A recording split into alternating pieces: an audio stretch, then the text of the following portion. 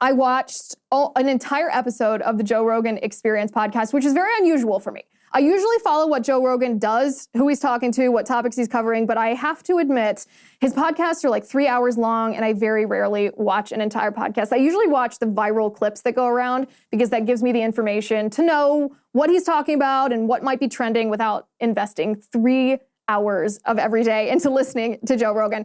Well, this weekend was the exception. I listened to the entire episode of Joe Rogan interviewing Robert Kennedy Jr. Yes, RFK Jr., who's running for he's running in the Democratic primary for president of the United States. He's challenging Joe Biden. He's got like 20% if you poll Democrats, he's got like 20% support in the Democratic primary, which is bananas because he's facing an incumbent. Usually in a primary where a sitting president is running for re-election, you do have a few people, usually people that don't have much name recognition, try to challenge that president in the primary, but they get like 0.1%, 0.5%, maybe 1% or something like that.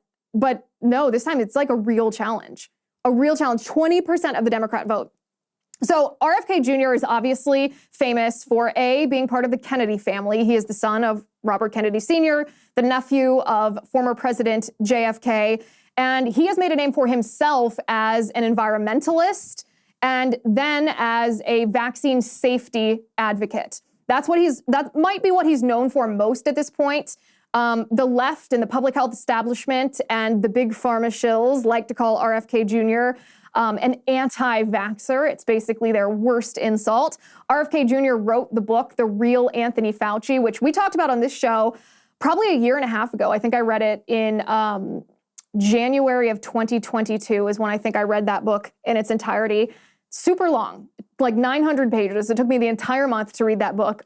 Highly recommend, as I said at the time, you to read that. But the moral of this story, or the context that I'm painting right now, is that Joe Rogan had RFK Jr. on his show. And the first thing Rogan said to him was, listen, when you are on other people's shows, because RFK is he's making the podcast rounds right now. Rogan said, when you're on other people's shows, something I've noticed is that other people cut you off before you have made your point.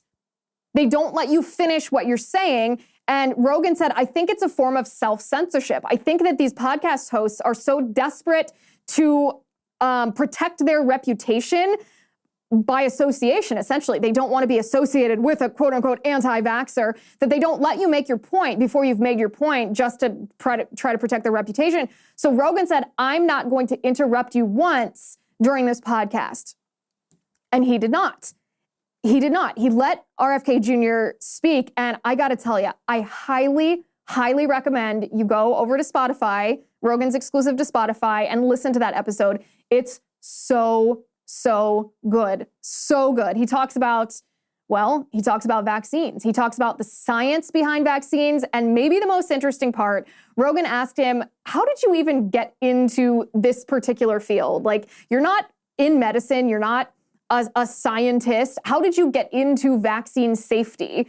And RFK Jr. talks about when he realized that so-called scientists sometimes don't know what they're talking about. And I think you'll be surprised. It certainly surprised me because it's not your typical story of how his eyes were open to the fact that it's okay for us, everyday men and women, to question the narrative coming from the public health establishment, from doctors, or from big pharma. So all of this to say, I was not the only one that was obsessed with this interview. A lot of people were. It's been trending all over Twitter for multiple days now. And the response from the medical community, or the public health community, I should say, that's actually what I want to talk about right here. I was talking to my producer right before the show, and I was like, what's interesting is if you look on Google Trends or you look on YouTube Trends, people are actually interested in talking about vaccines, not just the COVID vaccine.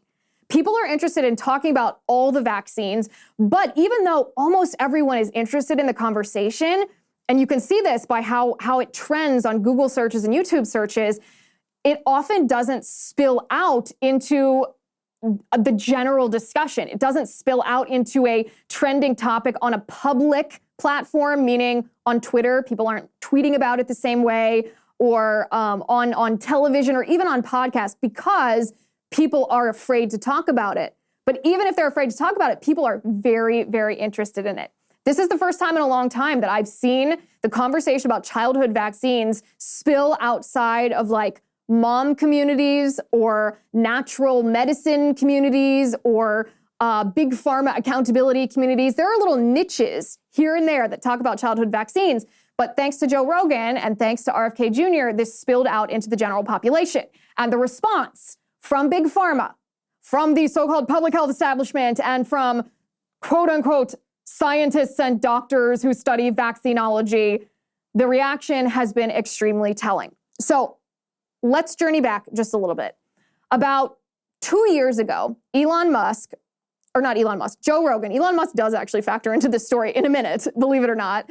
About a year and a half ago, I guess it was, Joe Rogan had Dr. Robert Malone on his podcast. Dr. Robert Malone was one of the earliest inventors of the technology on which the mRNA vaccine is based. Because Joe Rogan was an early adopter of the COVID vaccine. He initially got it, I think, and then realized that the public health establishment were not telling the truth about the safety, the efficacy, or the necessity, sort of the universal vaccination effort here. And so Joe Rogan started talking to some people who had been skeptics of any of those three things: skeptics of the mRNA technology, skeptics of the universal vaccination plan, skeptics of Dr. Fauci specifically, and Dr. Robert Malone was one of them. So Joe Rogan had him on the show, had a great conversation with him, and the backlash was horrendous. People were calling on Spotify to take down the episode, to censor it.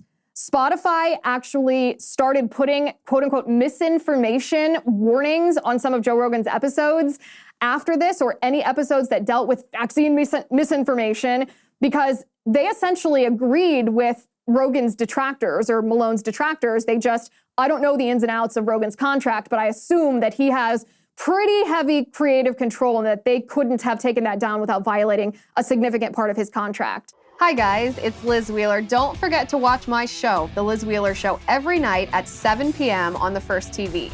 You can download the free First TV app, or you can visit thefirsttv.com/Liz and start watching today.